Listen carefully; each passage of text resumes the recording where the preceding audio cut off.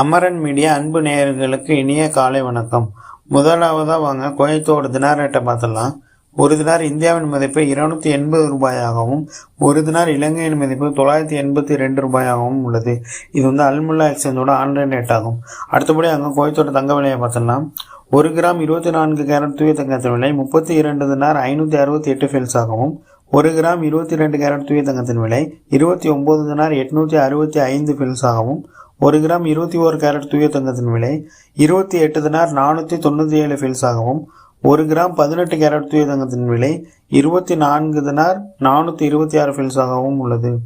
இவ்வாங்க செய்திகளுக்குள்ள போல அதுக்கு முன்னாடி நம்ம சேனலை சப்ஸ்கிரைப் பண்ணாதவங்க சப்ஸ்கிரைப் பண்ணிவிடுங்க. பக்கத்தில் இருக்க பெல் ஐக்கானே கிளிக் பண்ணிவிடுங்க. அப்போ தான் நம்ம போடக்கூடிய ஒவ்வொரு வீடியோக்கும் நோட்டிஃபிகேஷன் மூலம் உங்களுக்கு வரும். இப்போ வாங்க வீடியோக்குள்ளே போகலாம். மனிதாபிமான மற்றும் தொண்டு பணி ஒழுங்குமுறை குழு நேற்றைய தினம் தொடர்புடைய அரசு நிறுவனங்களின் பிரதிநிதிகள் முன்னிலையில் முதல் துணை பிரதமரும் உள்துறை அமைச்சருமான ஷேக் ஃபகத் யூசுப் அல் சபா அவர்களின் தலைமையில் நடைபெற்றதாக தெரிவிக்கப்பட்டுள்ளது. மேலும் மனிதாபிமானம் மற்றும் தொண்டு பணிகளின் செயல்திறனை மேம்படுத்துவதற்கும் மிக உயர்ந்த சர்வதேச தரங்களுக்கு ஏற்ப அதை ஒழுங்கமைப்பதற்கும் இந்த துறையின் குவைத்தின் முன்னணி நிலை மற்றும் நற்பெயரை பாதுகாப்பதற்கும் குவைத் அரசு மேற்கொண்டு வரும் தொடர்ச்சியான முயற்சிகளின் ஒரு பகுதியாக இந்த சந்திப்பு நடைபெற்றதாக தெரிவிக்கப்பட்டுள்ளது. மேலும் கூட்டத்தில் புதிய மனிதாபிமான பணிச்சட்டத்தின் வரைவு குறித்து விவாதித்து இது நாட்டின் தொண்டு மற்றும் மனிதாபிமான நடவடிக்கைகளை ஒழுங்குபடுத்தும் சட்டமன்ற கட்டமைப்பை உருவாக்குவதற்கும் நிர்வாகத்தை வலுப்படுத்துவதையும் மிக உயர்ந்த அளவிலான வெளிப்படைத்தன்மை மற்றும் செயல்திறனை உறுதி செய்வதை நோக்கமாக கொண்டுள்ளதாகவும் தெரிவிக்கப்பட்டுள்ளது. உணவு பாதுகாப்பு மைல்கல்லில் குவைத் சந்தையை உள்ளூரில் விளையும் இறால் எட்டியுள்ளதாக தெரிவிக்கப்பட்டுள்ளது. மேலும் நேற்றைய தினம் மேம்பட்ட சுற்றுச்சூழலுக்கு உகந்த தொழில்நுட்பங்களை பயன்படுத்தி உள்ளூரில் வளர்க்கப்படும் இறால்களை உற்பத்தி செய்து சந்தைப்படுத்துவதில் குவைத் அறிவியல் ஆராய்ச்சி நிறுவனம் அதாவது KISR தொடர்ந்து 4வது ஆண்டாக வெற்றி பெற்றுள்ளதாக அறிவித்துள்ளது. புதிய குவைத் 2035 தொலைநோக்கு பார்வையின் நோக்கங்களுக்கு ஏற்ப உணவு பாதுகாப்பை மேம்படுத்துவதற்கும் தன்னிறைவை அடைவதற்கும் இது மூலோபாயப்படியாகும். KISRஇன் செயல் இயக்குனர் ஜெனரல் டாக்டர் ஃபைசல் அல் ஹுமைதானின் தலைமையில் KISR நேற்றைய தினம் கப்த் ஆராய்ச்சி மற்றும் கண்டுபிடிப்பு நிலையத்தில் ஏற்பாடு செய்த இறால் அறுவடை நிகழ்வின் போது இந்த அறிவிப்பு வெளியிடப்பட்டது. நிலையான பொருளாதார இறால் பண்ணை திட்டத்தின் தலைவரும் விஞ்ஞானியுமான டாக்டர் ஷெரின் அல் சுபை KISR இந்த ஆண்டின் குறிப்பிடத்தக்க உற்பத்தி வளர்ச்சியை அடைந்துள்ளதாக விளக்கினார். நீரை தாங்கும் வகையில் உருவாக்கப்பட்ட மூடிய தீவிர விவசாய முறைகள் காரணமாக வளர்க்கப்படும் இறால்களின் எடை 20 கிராமை எட்டியதாகவும் சராசரி உற்பத்தி சதுர மீட்டருக்கு 2 கிலோகிராம் மேல் காணப்படுவதாகவும் தெரிவிக்கப்பட்டுள்ளது. குவைத் குடிமக்கள் மற்றும் குடியிருப்பாளர்களுக்கு OTP எச்சரிக்கை விடுக்கப்பட்டுள்ளது. மேலும் உள்துறை அமைச்சகத்தின் சைபர் கிரைம் துறை குடிமக்கள் மற்றும் குடியிருப்பாளர்களுக்கு தங்கள் தரவை அதிகாரப்பூர்வமற்ற நிறுவனங்களுடன் பகிர்ந்து கொள்வதற்கு எதிராக எச்சரித்துள்ளது. மோசடிக்கு ஆளாகாமல் இருக்க சிவில் அடையாள எண் அல்லது வங்கிகளினால் வழங்கப்பட்ட ஒரு முறை கடவுச்சொல் அதாவது OTP போன்ற முக்கியமான தரவுகள் அல்லது எந்த ஒரு வங்கி அல்லது தனிப்பட்ட தகவல்களையும் எந்த ஒரு அதிகாரப்பூர்வமற்ற நிறுவனத்துடன் பகிர்ந்து கொள்வதை தவிர்க்க வேண்டியதன் அவசியத்தை இந்த துறை விளக்கியுள்ளதாக தெரிவிக்கப்பட்டுள்ளது. தயவுசெய்து யாரும் OTP நம்பரை யாருக்கும் பகிர வேண்டாம் எனவும் தெரிவிக்கப்பட்டுள்ளது. நீதித்துறையில் குவைத் மயமாக்கலை செயல்படுத்த உள்ளதாக தெரிவிக்கப்பட்டுள்ளது மற்றும் பொது வழக்குரைஞர் பிரிவில் பெண்களையும் நியமிப்பதாக தெரிவிக்கப்பட்டுள்ளது. மேலும் அல் அத்தாரணி ஜெனரல் ஆலோசகர் சாத் அல் சஃப்ரான் நேற்றைய தினம் முதல் அட்டாரணி ஜெனரலும் தொழில்நுட்ப ஆலோசக தலைவருமான பதர் அல் மசூத்தை பொது வழக்குரைஞர் இயக்குநராக நியமித்து ஒரு முடிவை வெளியிட்டார். இது மார்ச் மாதம் உச்ச நீதித்துறை கவுன்சிலுக்கு சென்றபோது அமீர் ஷேக் மெசால் அல் அகமது அல் ஜாபர் அல் சபா பிறப்பித்த உத்தரவுக்கு இணங்குவதாகவும் தெரிவிக்கப்பட்டுள்ளது.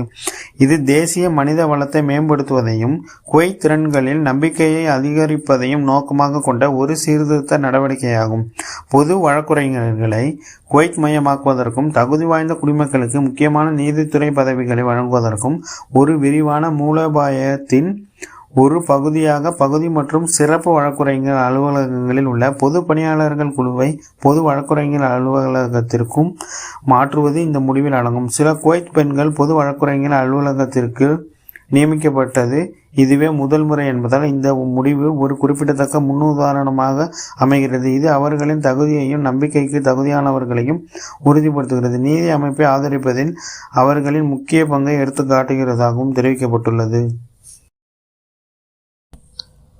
குவைத் நோபல் டீட்ஸ் வைத்திருப்பவர்களுக்கு சலுகை காலங்களை நிர்ணயித்துள்ளதாக தெரிவிக்கப்பட்டுள்ளது. மேலும் உன்னத பத்திரங்கள் பிரிவின் கீழ் வழங்கப்பட்ட குவைத் குடியுரிமை ரத்து செய்யப்பட்ட நபர்களின் சட்ட மற்றும் சிவில் நிலையை நிர்வகிக்கும் விதிமுறைகளின் தொகுப்பை உள்துறை அமைச்சகம் நேற்றைய தினம் அறிவித்தது.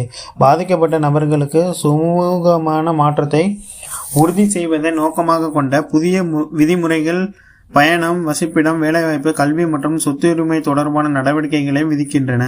ஜூலை 20 முதல் அந்த தேதிக்கு முன்னர் ஆணையால் குடியுரிமை ரத்து செய்யப்பட்ட நபர்கள் 4 மாதங்களுக்கு குவைத் பாஸ்போர்ட்டை பயன்படுத்தி பயணம் செய்ய அனுமதிக்கப்படுவார்கள்.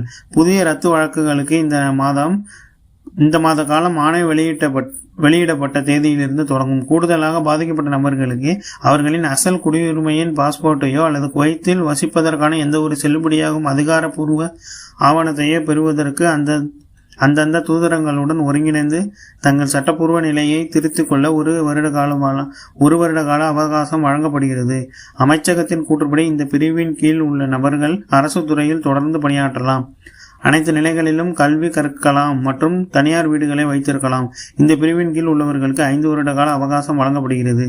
பொது சொத்துக்களான சாலாட்கள், கொட்டகைகள், விவசாயம், தொழில்துறை மற்றும் வணிக மனைகள் மற்றும் பிற சொத்துக்களிலிருந்து பயனடைபவர்கள் இந்த சொத்துக்களை தங்கள் முதல்நிலை உறவினர்களிடம் எந்த பரிந்துரைக்கப்பட்ட கட்டணமும் இல்லாமல் விட்டுக் கொடுத்து தங்கள் நிலையை தீர்த்து கொள்ள வேண்டும்.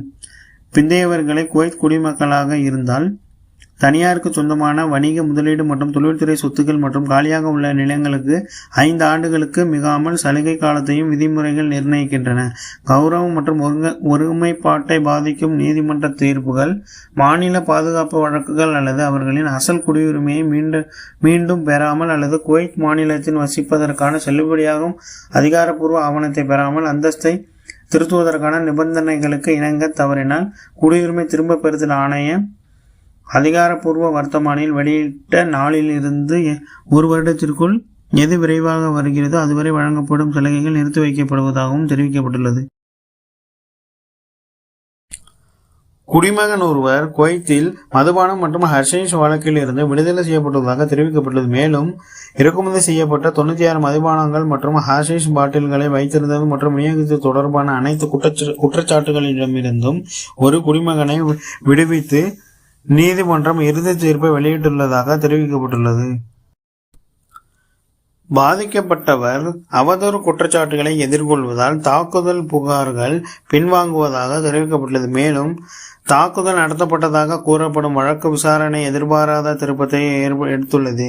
பாதிக்கப்பட்டவர் இப்போது அவமதிப்பு மற்றும் அவதூறு குற்றச்சாட்டுகளை எதிர்கொள்கிறார். ஹவலில் உள்ள ஒரு பிரபலமான ஷாப்பிங் மாலுக்குள் அடையாளம் தெரியாத ஒருவரால் உடல் ரீதியாக தாக்கப்பட்டதாக கூறி 25 வயதான குவைத் குடிமகன் மைதன ஹவலி காவல் நிலையத்தில் புகார் அளித்ததாக வட்டாரங்கள் தெரிவிக்கின்றன.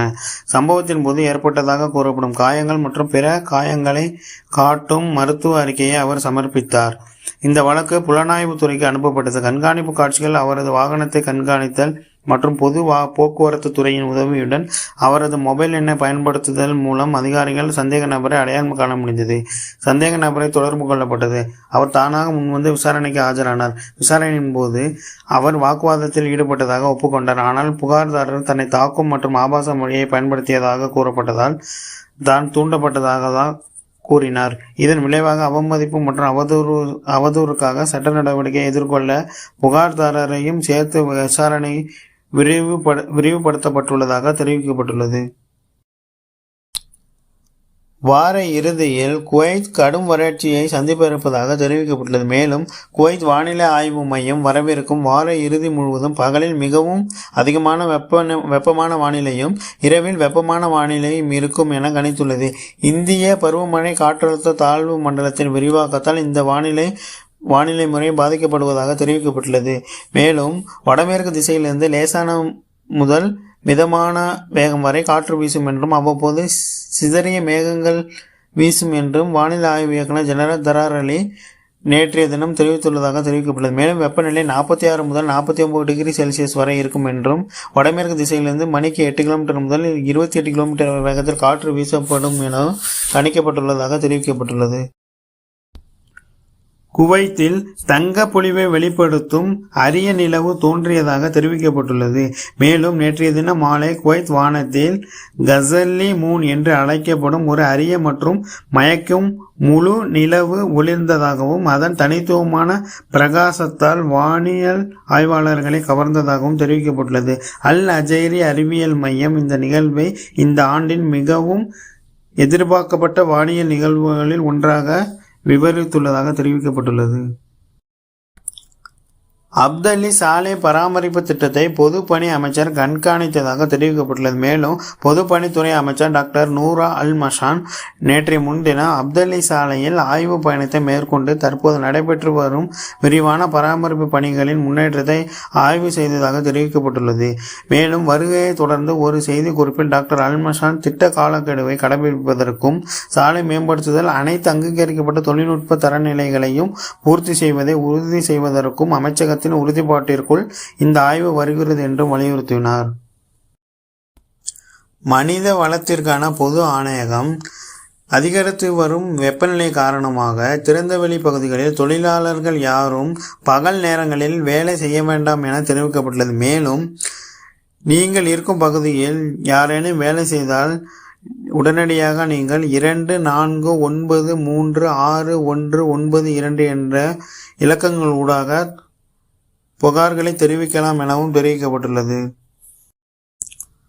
அதேபோல் குவைத்தினுடைய பொது தீயணைப்பு படை அதிகரித்து வரும் வெப்பநிலை காரணமாக தீ விபத்து ஏற்படாமல் இருக்க காரின் என்ஜின் மற்றும் மின்சார அமைப்பை அதாவது ரேடியேட்டர் மற்றும் பேட்டரி பராமரிப்பதை உறுதிப்படுத்திக் கொள்ளுமாறு தெரிவிக்கப்பட்டுள்ளது. மேலும் பாதுகாப்பு என்பது அனைவரின் பொறுப்பு எனவும் தெரிவிக்கப்பட்டுள்ளது.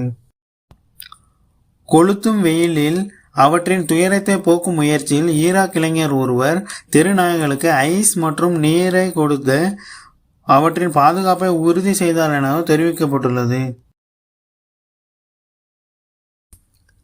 கடைசி வரைக்கும் பார்த்தவங்க அனைவருக்குமே மிக்க நன்றி.